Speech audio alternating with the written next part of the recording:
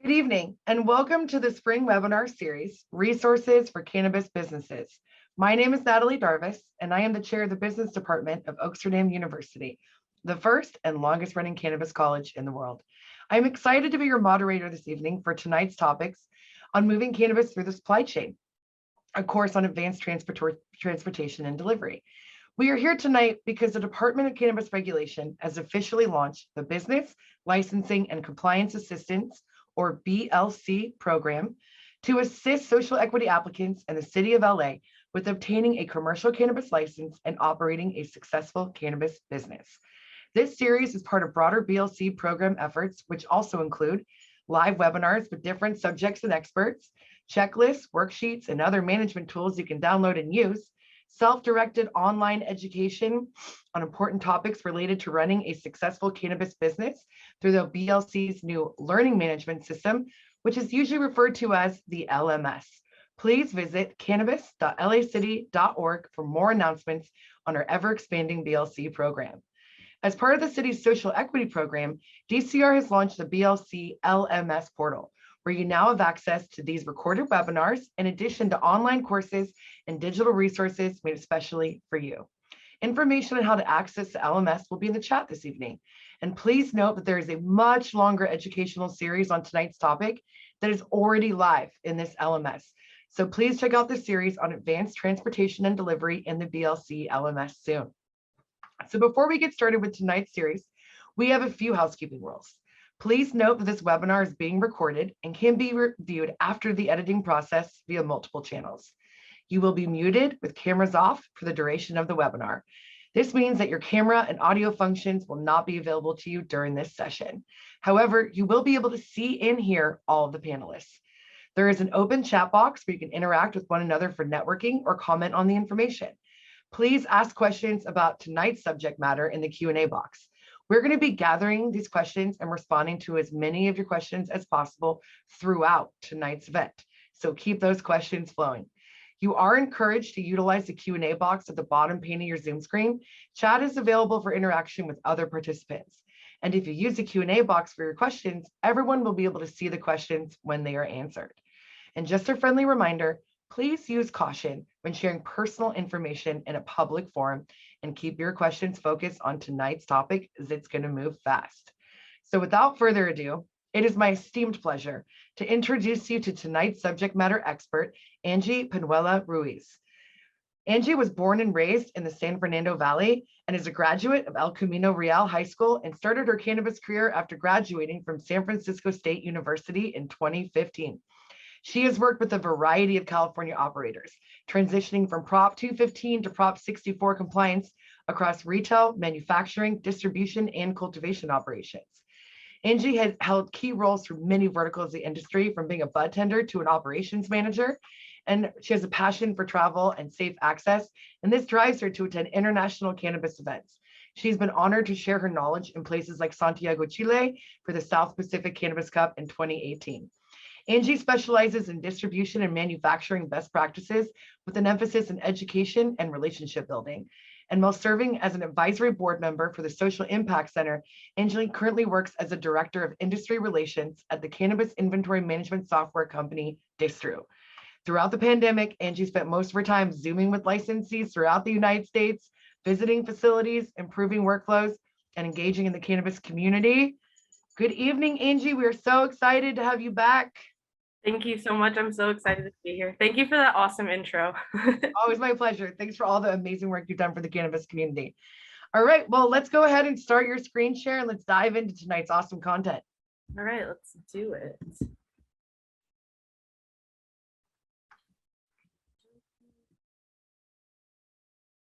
All right, guys, so tonight we're going to be talking about moving cannabis through the supply chain. I know that seems pretty straightforward, but you'd be surprised how many different points there are as we get into it. Okay, so today's focus throughout the whole webinar, we'll be talking about what track and trace is and kind of just reviewing it, as it is key to all of the movements that are going to happen and that we are going to talk about. We'll start off with the cultivation moves, because that is where the plant starts, move on to manufacturing, distribution, and then get into retail and delivery.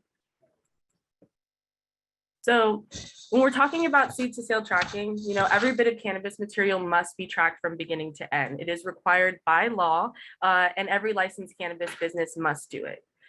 Regulators are really trying to achieve with this is being able to have essentially like a ledger or a way for us to review everything that has happened to the cannabis plant from it being planted as a seed or clone, or whichever way that it is chosen to be planted by, all the way to when it hits the consumer. So every one of those movements must be tracked inside of the seed to sale tracking system metric. You're able to, utilize other softwares that integrate with metric, but at the end of the day, every single movement must hit the metric system. So, and for those of you who aren't really aware of what metric is the database that we're required to use in the state of California that tracks all of the movements and transfers within the cannabis supply chain. So you can see here, it moves from seed to clone. We then move over to live plants and then harvested biomass, the processed flower and trim and waste, which then moves over into the manufacturing area for raw extracts and manufactured products, and eventually retail sale. So what exactly are transfers? When we're talking about transfers, we're really talking about the movement of cannabis material and products from one licensed facility to another that, like we keep hammering on, must be reported and inside of metric. Only a licensed distributor, please keep this in mind, only a licensed distributor may actually transport these products. So a licensed distributor meaning a type 11, a type 13 transport only, or if you're a micro business and you are participating in a transportation activity. Every transfer that happens must be accompanied by a shipping manifest that comes from Metric, and it has to have all of the accurate information for the sender, the shipping address, the sender information, all of the license information, as well as the driver and all that good stuff. Okay, so this is where we kind of, dive into a little bit more, the tracking of internal movements. So as we mentioned earlier, there's also internal movements aside from transfers that we have that will have to be kind of notified inside of metric. So for instance, you have the live plant movement.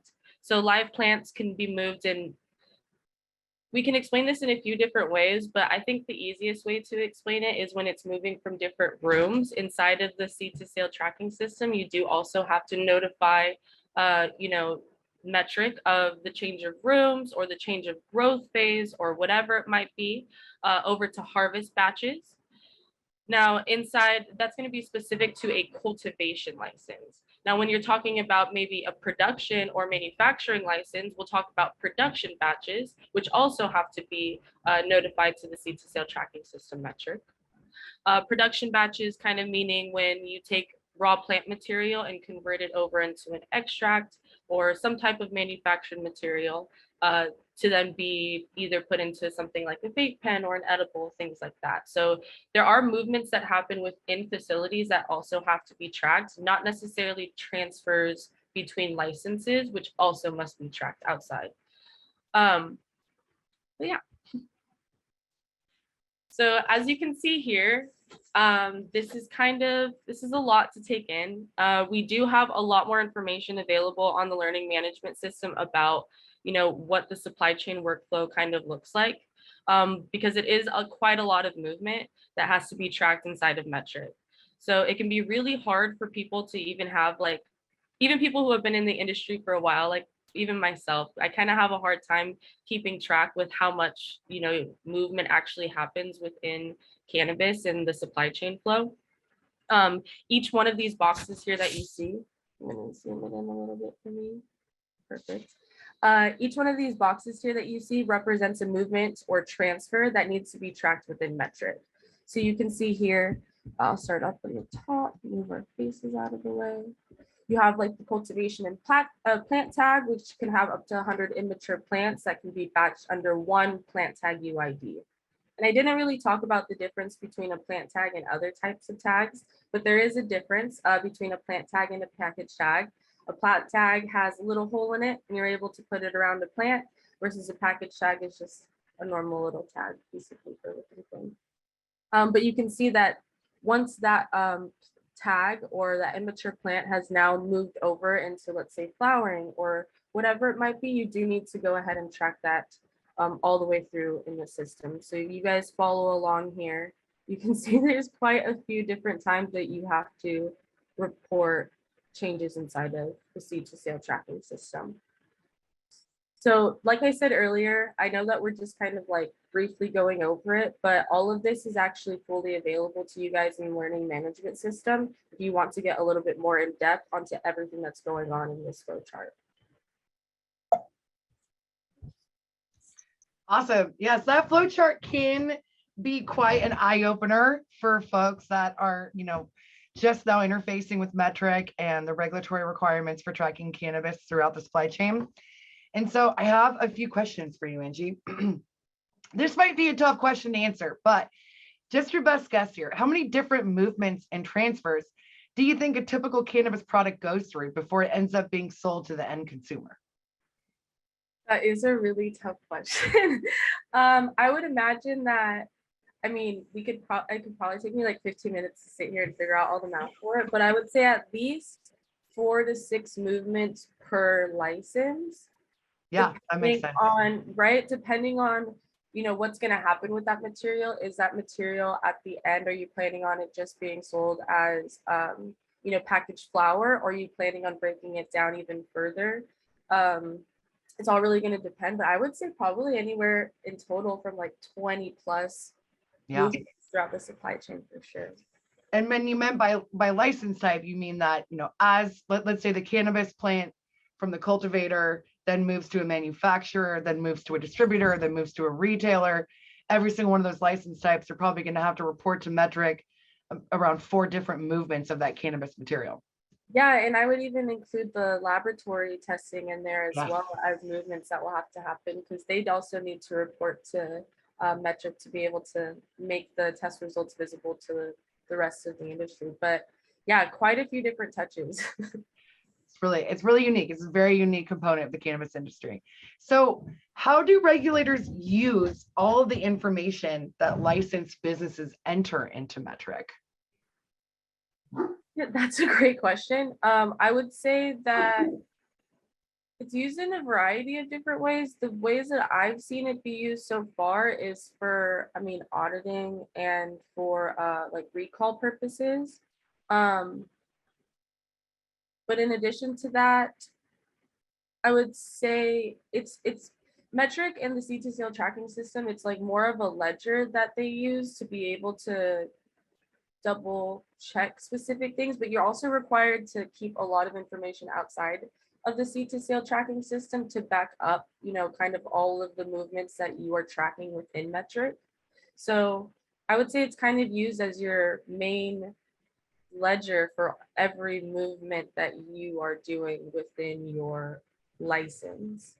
Yeah, no, that makes sense. So the regulators are using it to understand how a cannabis product was, created and where it ended up and what licenses it went through in order to get to the end consumer. I usually, like to bring up another type of ledger that people are usually more familiar with, which is in accounting, right? In accounting, we're trying to figure out where all the money that came in went. And it's also called a ledger, right? The sort of back end of how we keep accounting. All right, well, that was super interesting. Why don't we continue to look at some more movements in different types of licensed businesses, Angie? Yeah, of course. Okay, so we're gonna go ahead and talk about the cultivation moves. So each different license type will be hitting on cultivation, manufacturing, retail, and distribution, but we'll start off in the beginning.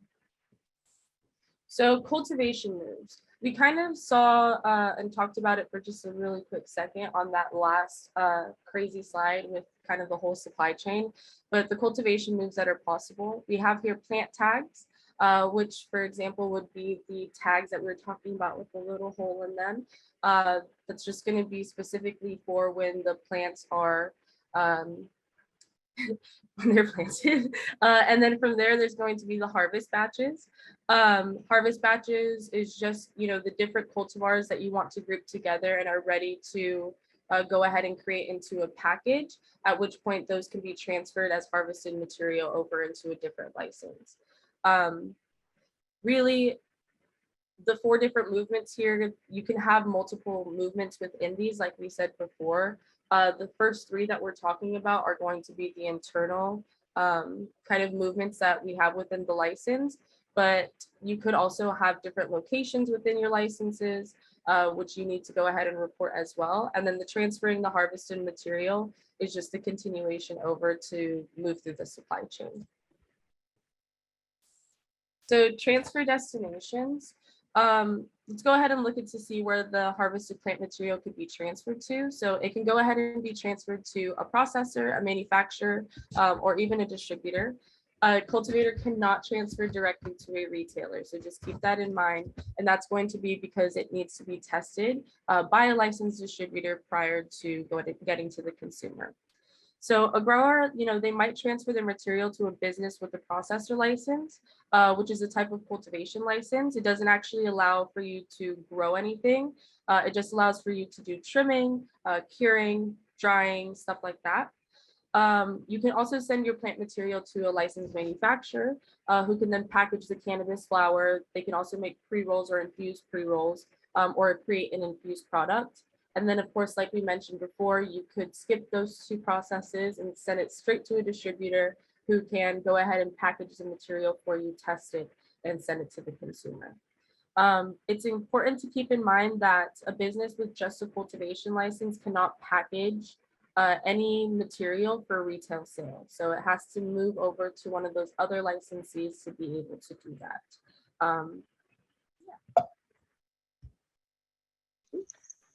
Good. That's really interesting. So I think, that's a really big concept that as many of the legacy operators have struggled with, that you can't directly take your cultivation biomass. So that's, again, the sort of general term for when we're growing large quantities of cannabis. You can't sell it directly to retailers, which you were allowed to do before the passage of the Adult Use of Marijuana Act and the creation of the metric system in California. So, with all of these movements that you have to make as a cultivator in the supply chain and acknowledging what you did in metric, what are a couple of the most common violations that you see cultivators run into with track and trace, Angie? Actually, that's a great question. A lot of the times, the violations that I kind of see are just not failure, but yeah, I guess failure to report in a timely manner. And I don't necessarily think it's always their fault. Sometimes you do have licenses that are in areas that don't have the best internet, and you're required to report, Yeah. a specific cadence. And it's not necessarily something that everyone can do, not because they don't want to, it's just not, possible. That's something that I've seen a lot in California, actually. Outside of that, I would probably say, and this is an interesting one, but just the way that they manage their waste. Waste is super important, and the way that you manage it, it kind of changes based upon the different counties that you're in. I think that tracking and making sure that you're managing your waste in an accurate and also following the rules type of way, like making sure that everything is under camera, or you're utilizing some type of like a waste management system. Yeah. But those 2 have kind of been the biggest ones that I've heard. And the last one would just be, I guess, adjustments, but that kind of still has to do with waste and then the way that you report the type of adjustment that you're doing to the state and making sure you have the accurate, reporting to back up what you said. And I think those are all really good points. A lot of agriculture happens in rural areas, which may not necessarily have access to strong internet, right, and or electricity in some places. So that has been a huge hurdle for especially outdoor cultivators to be able to report their data in real time to metric because of access to internet. And so beyond that, the waste conversation, I think, is also really important. And when we're talking about waste, we're talking about all the cannabis plant material that doesn't go into final consumable products, right? So we grow these cannabis plants, and they have these, wonderful buds on them that we are using to create cannabis products from, but there's still a whole bunch of other plant material. And so we actually have all of these compliance rules around getting rid of all that excess plant material. So I think that's a really good note as well there, Angie, on what, common violations you see. So my next question is, what kind of systems do growers use to keep track of all these movements? Because as you mentioned earlier, you have Metric, but you're also required to keep records of all of this in your own internal systems. So what kind of systems do you see growers use to keep track of all their movements of their cannabis material? Okay, so I honestly, from what I've seen, is there's a few inventory tracking or plant tracking at that point, plant package tracking softwares that are available, but for the most part, I've seen actually a lot of cultivators just use straight Metric and then keep paper records. Mhm.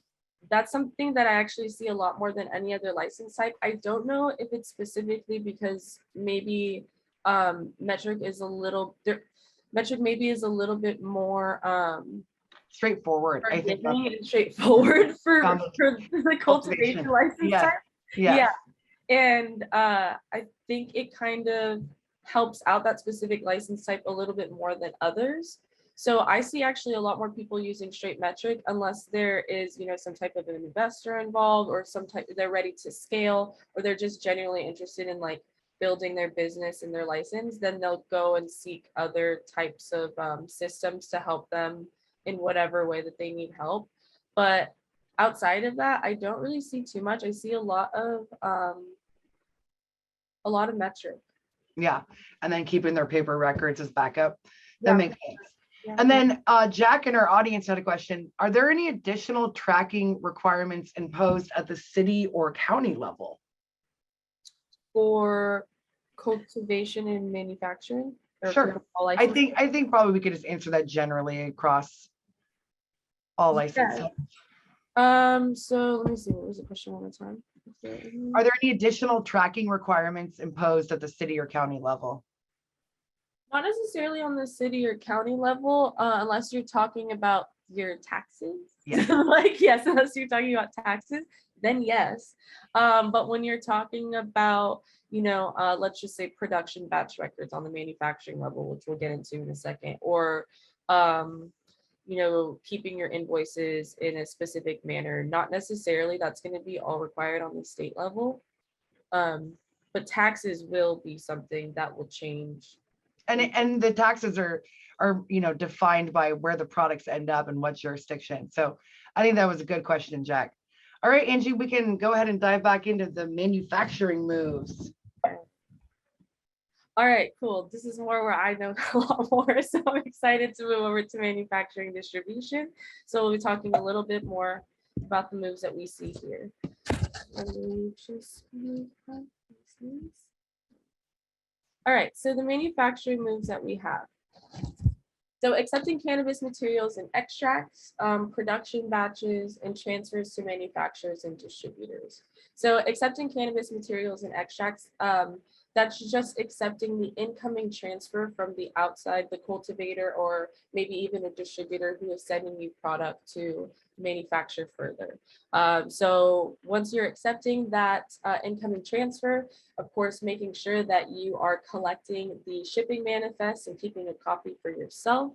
And then from there, moving it into whatever specific location that you have in your warehouse that is dedicated to incoming products, that is separate from, hopefully that is separate from your finished goods. And then of course, moving that through the production batches. So when we're talking about production batches, that's going to be the point when you go ahead and tell the tracking system that you have now converted the material that you accepted on those incoming transfers, and you've now converted it into whatever next product that you want to go ahead and say that you created. Now, we're not going to dive too deep into it, but production batches specifically, you can have multiple reports that you're sending to Metric in the intermediate phases before it's actually considered a production batch. But there's a lot of different movements that can still happen. It's not necessarily just these 3 reportings. Of course, once you've gone ahead and you've finished your production batch and you've reported this finished good to Metric, at that point, you can go ahead and send it over maybe to another manufacturer to go ahead and manufacture further. If maybe your manufacturing license is only producing distillate or extract, and maybe you want to send that over to someone who wants to make edibles or carts, or you're sending it directly to a distributor. Let's see. If there's anything else that I can add here. Yeah, I think that is good. There can be, like I said, a lot of different movements that happen within this, and especially when you're reporting to Metric, if there's been any type of change in the cannabis material, you want to make sure that you're immediately going to the seed to sale tracking system and reporting that change directly to Metric. Every time one of those changes do happen, you are going to be assigning it a new package tag, which corresponds to the information that you have in the seed to sale tracking system. So you keep the history of that specific material all the way from seed to sale. It's actually kind of cool. Okay, so, I guess I probably went on a little bit too hard, but production batches. So as the manufacturer uses cannabis material to make products, they must create that production batch, right? So let's say a manufacturer has received their cannabis materials, they're totally ready to make product. So at this point, they go ahead and take that biomass or concentrate from the packages, and they'll need to create the production batch inside of Metric or inside of the inventory tracking system that they have that integrates with Metric.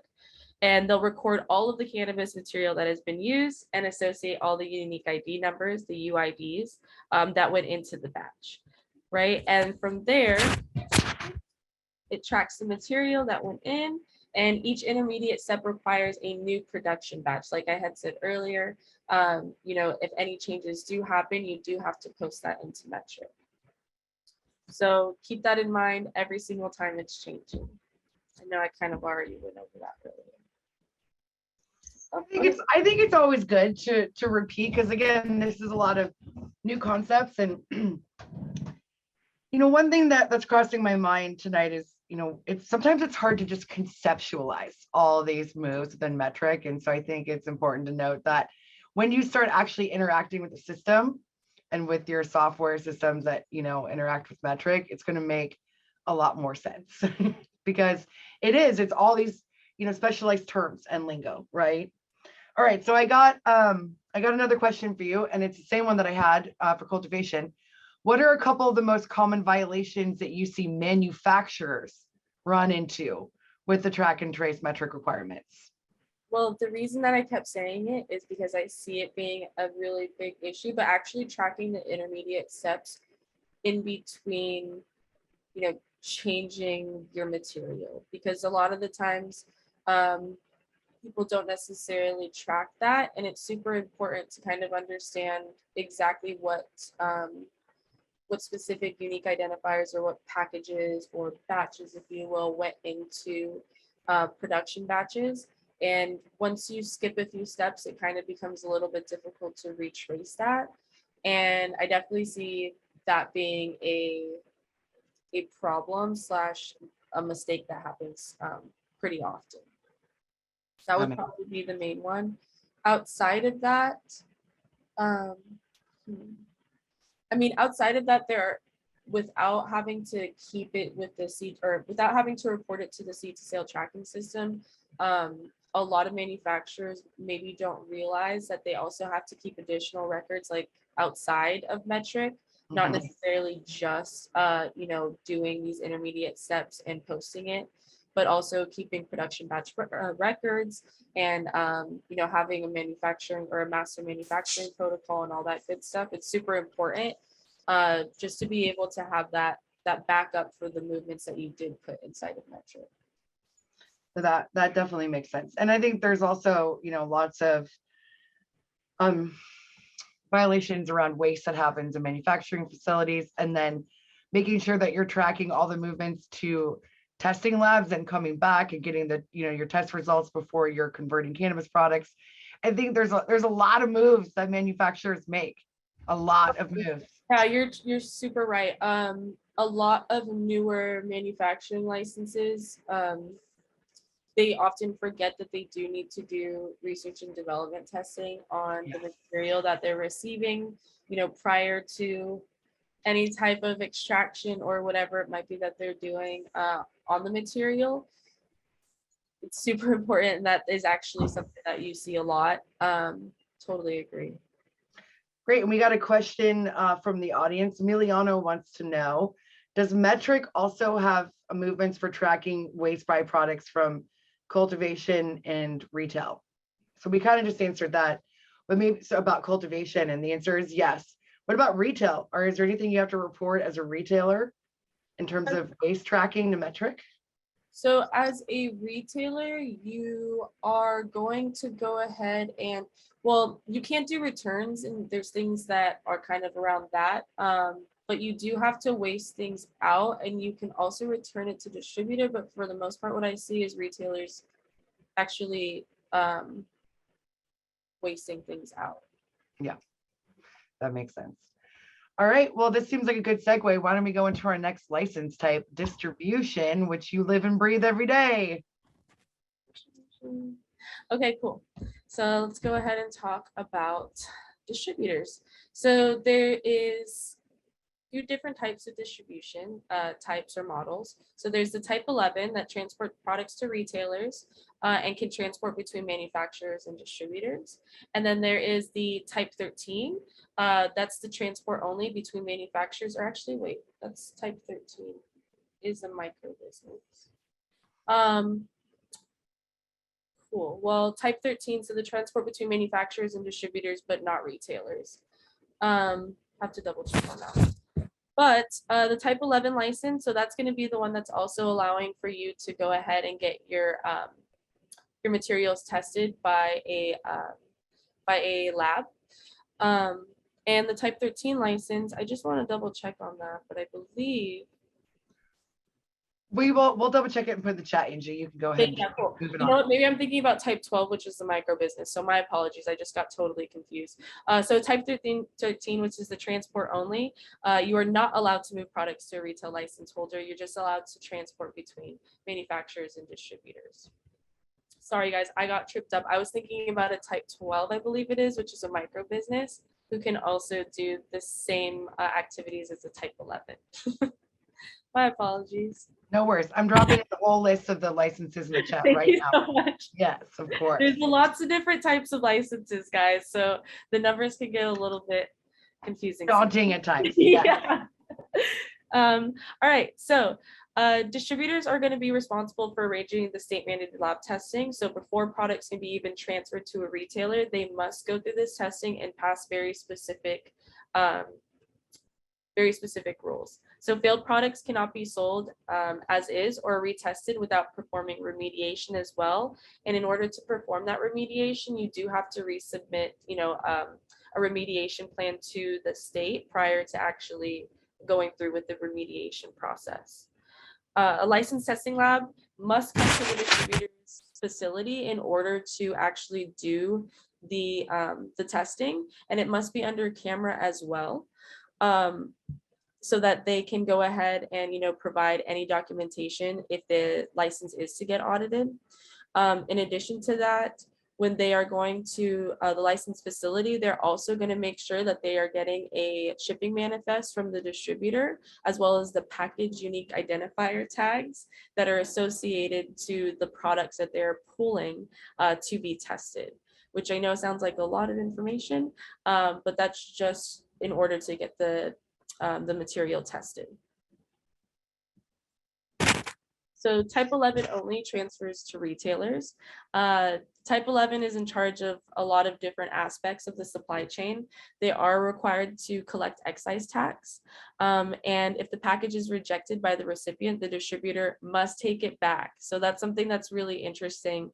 Anytime that a package is rejected, no matter what the rejection reason is, the distributor must take it back. So that is just another a transfer requirement that's inside Metric. That is just another movement that you must take care of. So when a distributor, drops off a package at a retailer, they usually collect the cannabis excise tax from that retailer, and this tax that is levied on the sale of those cannabis products. It is to be remitted to the state Department of Tax and Fee Administration, or the CDTFA, after the product is sold. The retailer, like we said, and we're kind of reviewing, can reject individual packages in a transfer or an entire transfer if there are discrepancies between the items that were actually delivered and that were listed on the manifest, or of course, if the products were damaged. Okay. I know we're keeping the questions flowing. All right, so Angie, it sounds like distributors also have a lot of moves that they need to record. Is it a pretty big risk for distribution businesses in general? Like, is it as the way that distribution businesses interact with the track and trace system, what kind of business risks does that present for them? It is 100% very risky, especially if you're talking about someone who just has a distribution license in itself, because that means that all of the product that they're, depending on their business model, but that means that most of the product that they're taking in is not necessarily their product. So they are now taking control and of all of this cannabis material that's not necessarily theirs. And they're having to go ahead and maintain the track and trace for that specific product for whichever other licensee that they're doing business with. So that in itself is very scary, because you're responsible for up to a lot of money's worth of product. Yeah. And then in addition to that, I guess you could say, I mean, as a distributor, you're also required to, to take care of the taxes, and that's a very important part as well. So making sure that you're calculating the taxes correctly, making sure that you have all of your sales orders, your invoices, any types of updates to invoices, up-to-date shipping manifests, that you're saving your used package tags for up to 7 years. There's a lot of requirements that you need to take care of as a distributor, that actually is extremely risky.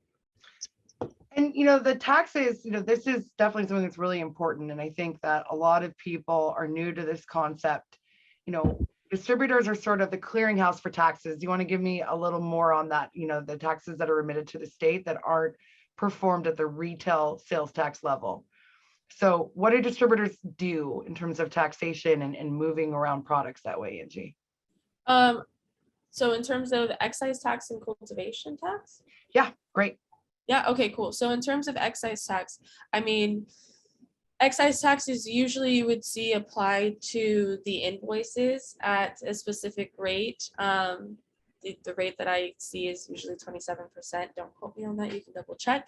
But making sure that you're providing that to the retailer and it's actually included in what the, usually included in what the consumer is going to pay. Once they collect that excise tax, which is after the product has been sold to the retailer, they then have to remit that to the CDTFA. Now, keeping track of all of those different individual items, it can be very difficult and not necessarily possible without using some type of inventory control or CRM system or something like that. And then when you're talking about cultivation tax, you're talking about, handling the pass through from the cultivator to the manufacturer to then the distributor. And then once it's actually tested, you're handling the cultivation tax side of that. I guess I'm not really answering your question because I don't. No, you are. No, you definitely did. Okay, cool. I mean, I think it's just important to note the role that taxation plays at the distributor level, and then how all that taxation is really built around all of these products that are being moved around in metric, right? Like once they move from the cultivator to the distributor, then they have to remit the cultivation tax. So distributors, on top of their large role in testing and moving cannabis products around, they also have this really huge role in taxation and gathering and remitting taxes. My next question is, if you are a manufacturer or grower, what are some of the pros and cons of having a transport only license? Yes, I'm apologies again. Oh, you're good. You're all good. A lot of licenses. Okay, so pros and cons. So depending on what your business model is, I think it kind of depends. I see it mostly as a pro, the only cons, I guess, would be is that you transport only, you can't get your testing done. But Yeah. let's just say that you're, let's say you're a cultivator in somewhere that doesn't have a lab testing facility or another distributor or whatever it might be near you. It might be extremely costly for you to work with another licensee to come and pick up your material and take it to their facility. So it might be in your best interest to get a transport only license to transport that material to the facilities that you need to work with. It kind of really depends, but just keeping in mind that you can't test with it, but then also you are able to get the material to the other licensees, except for the retailer, but get the to the other licensees that you're working with within your network. That makes sense. Yeah. Yeah, and I think depending on where you're located, obviously, our businesses in LA, they probably have access to a lot of close by distributors, but it's still something I think that licensee should consider to get their transfer only. Yep. All right, so we're heading to the very end of our supply chain here, where the final sale to the end consumer is going to happen. So let's go ahead and take a look at those transfers and moves at the retail level. Yeah, okay, let's talk about retail. So this is the end, you can say, when it's going up to the consumer. Okay, so when a retailer goes ahead and they receive a package from a distributor, they must, of course, just like all the other licenses, accept that transfer inside of Metric and also go through the shipping manifest that they are receiving. The items become a part of the store's inventory, and from there, if anything is wrong, like if a product was damaged on the transfer over or whatever it might be, inside the seed to sale tracking system, they will reject the entire package or order depending on what the damage really was. So first, of course, is accepting inside of the license, rejecting if needed, and then bringing that into your inventory within the retail license, and usually putting that into your point of sale system. So the retailer at that point is going to go ahead and start selling those items. Every time an item is sold, the sale must be reported to Metric as well. So keep in mind, every single item by unit must be reported to Metric. Like I said earlier, most retail operations, they do have a point of sale system that integrates with Metric so that they're able to automatically report those sales without having to do, let's say, like a CSV import at the end of the day, because that is an option as well. In the case that Metric does go down, or if there's anything that does happen, you do have options onto how to report when Metric comes back up. So some retailers, they also make deliveries, which means the final sale is completed at the customer's home, which is going to be a little bit different than when we're talking about the point of sale, in store.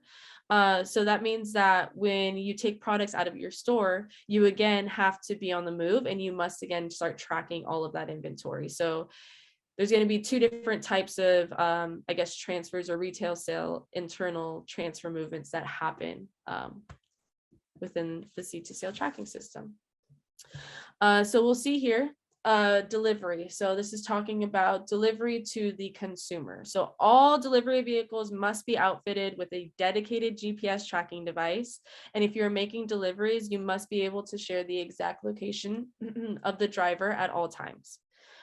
Just like in the storefront and with retail sales, you must report to Metric. But with delivery, there is one extra step.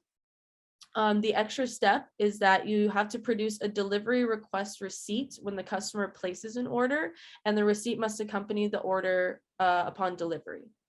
So just the only difference is whatever that was that the customer requested, they must have a way to submit that request.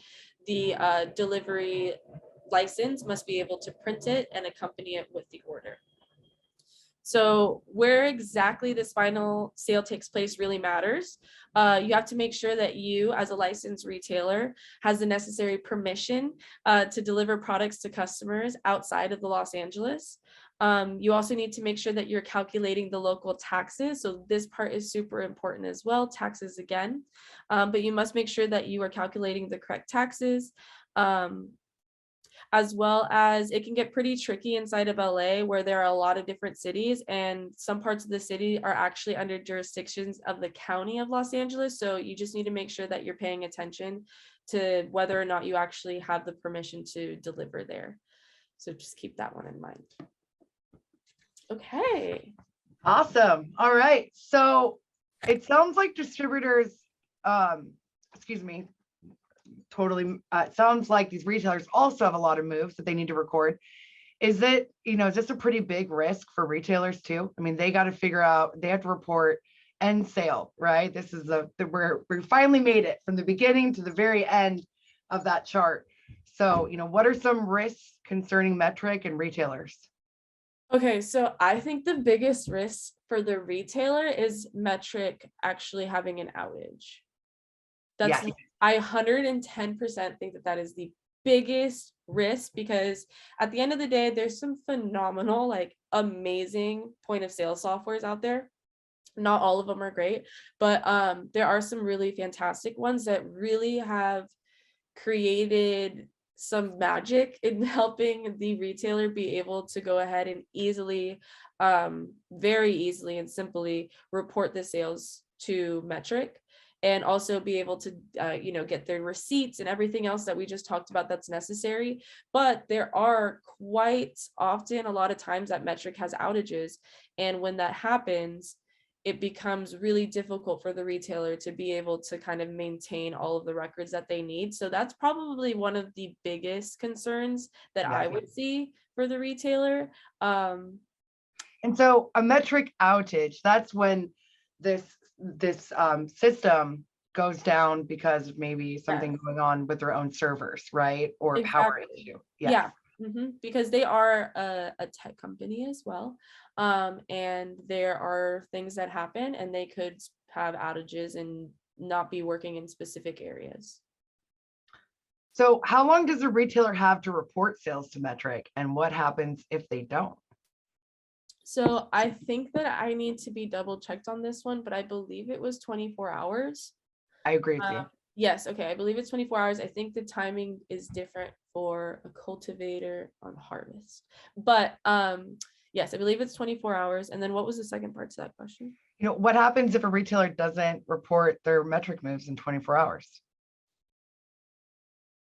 I mean, they could be exposed to an audit, right? If they do this repeatedly, if they don't upload their records, it probably could create some business issues. Yes, I would say that I believe that it is a trigger for an audit.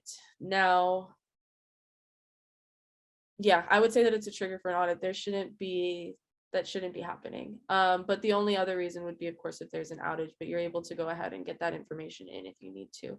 But I would think that it would trigger an audit. Yes. Okay, so what about customer returns?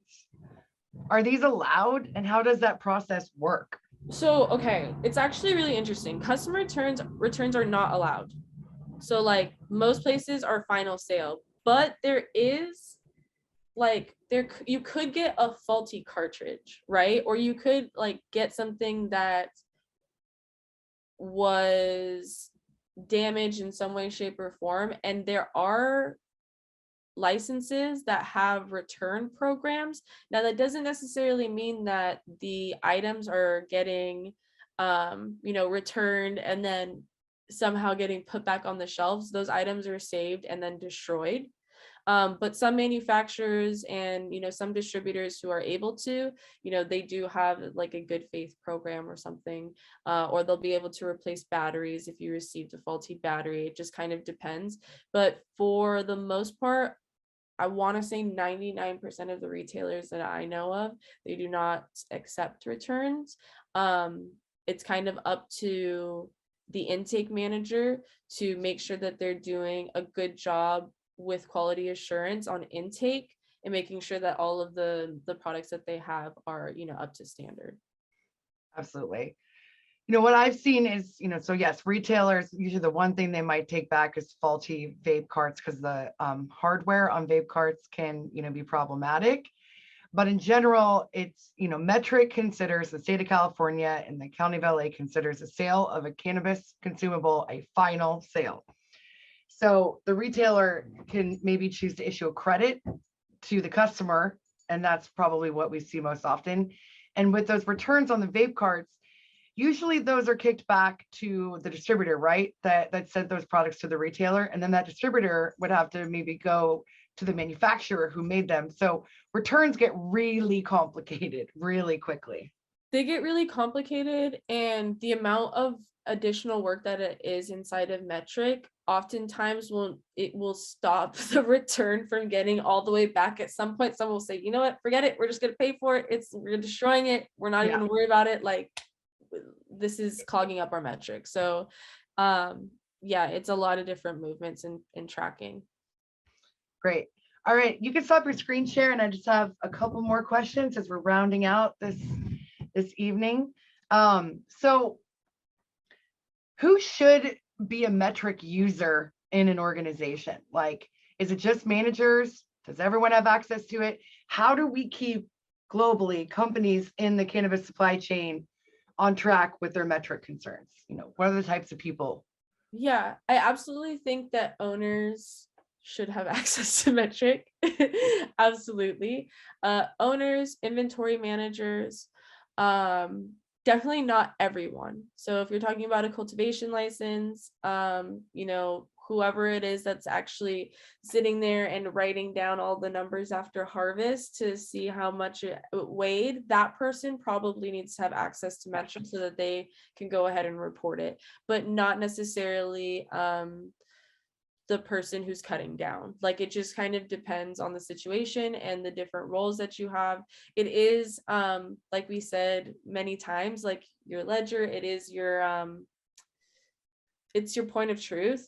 Yeah. Be able to show, you know, anyone, and you want to make sure that the people that are inside of there are trained and they have a clear understanding of how to use it. So I would say usually it's going to be like inventory managers, owners, leads, anyone who's in charge of reporting And compliance. anything in compliance. Yeah. And then usually also a technical officer, just so that you know, there is, just like a lot of different industries, a really high turnover rate, and it's important that you have someone who's not necessarily in office every single day, but has access to make sure that you have control no matter what, constantly, of the account, because you would be surprised too.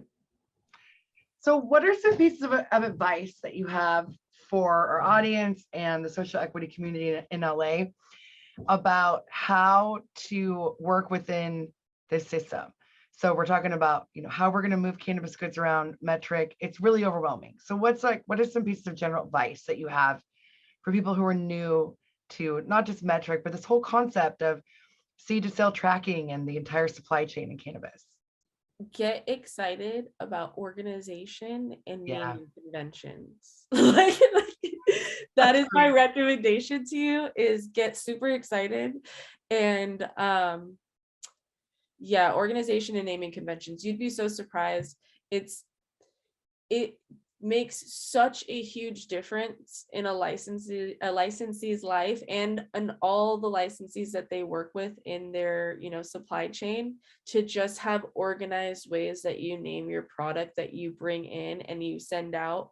You're dealing with so many incoming and outgoing transfers, and there isn't necessarily a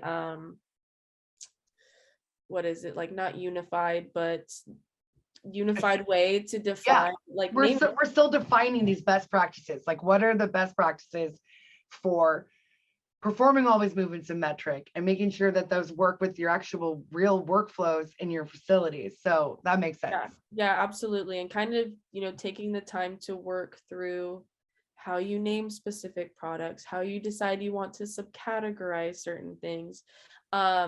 That's super important for me. I think, you know, tracking is everything. And if you don't know, if you're not able to look into metric and see a specific item and know exactly what that item is, then you need to update the way that you have your stuff organized. But And so we talk about naming conventions. Is that what you mean by that? That how you're keeping track of your records outside of metric and how you're grouping these products together? yes, absolutely. Yeah, absolutely. So like, for example, um, and this might be going really too deep into it That's because okay. We got a few minutes. yeah, because I'm just thinking about, my day today. For Yeah. example, you could receive as a distributor that works with 20 plus different, cultivators, let's say, or manufacturers. Every single one of those people, they're going to send you items in metric that you need to receive, and they're all going to be named something different, even though maybe they're all ice cream cake, let's say. Yeah. But there may be ICXY, whatever it might be. So from there, it's like your responsibility, in my opinion, and it makes it super helpful for all of the supply chain. If you take that information and you change it and you actually make it unified and structured to make sure that there is some type of convention there, so you're able to see the actual information that you're working with inside of your ledger or your metric. Because otherwise it becomes difficult for everyone that's working within your business. Accounting doesn't know, Mhm. how they're supposed to deal with cultivation tax when they actually don't know what this product was named originally or where it came from or any information like that. It also doesn't help your inventory manager who is having to sticker, there's just so much that happens there. So I always say naming conventions and organization should be your friend. That's really great advice. And I think, that's another interesting nuance that Metric is going to allow you to create a name for these entries. And so how that transfers between the license types is pretty wild, and making sure that how you're naming things is logical and comprehensible to others is probably key.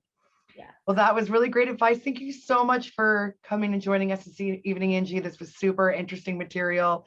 We're all excited to get organized just like you. And thank you again for coming this evening. Thank you guys so much. Thank you. Thank you. So thank you for attending this webinar, and the full course for this topic is already available in the BLC LMS for you to get more detailed information on tonight's vital subject matter. We went through a lot of big concepts today, and I cannot impart enough how important it is for you to check out the LMS and look at this series. There's also many templates that are available for you to use to support your business planning efforts in the LMS as well. And I have a few other things to share tonight. Before you leave, please fill out a brief survey to share your experiences with us. We're going to be dropping a link in the chat for the survey right now. We greatly appreciate your feedback, and we're going to use your feedback to fine-tune these webinars moving forward. For the social equity employers in the room, do you need to assess, increase, or develop your workforce? Free human resources coaching for equity licensees has begun. Sign up to receive individual or small group mentorship specific to your needs, whether that be how to recruit, hire, train, or develop your team while fulfilling Los Angeles's good faith hiring requirements. You can register for your free personalized coaching session by following the link that we're dropping in the chat right now. And tomorrow, April 29th, will be our final installment in our series of one-on-one business assistance sessions for this spring. These sessions are for operating or aspiring social equity licensees and are a dedicated time for you to discuss your business goals with the same subject matter experts from this webinar series.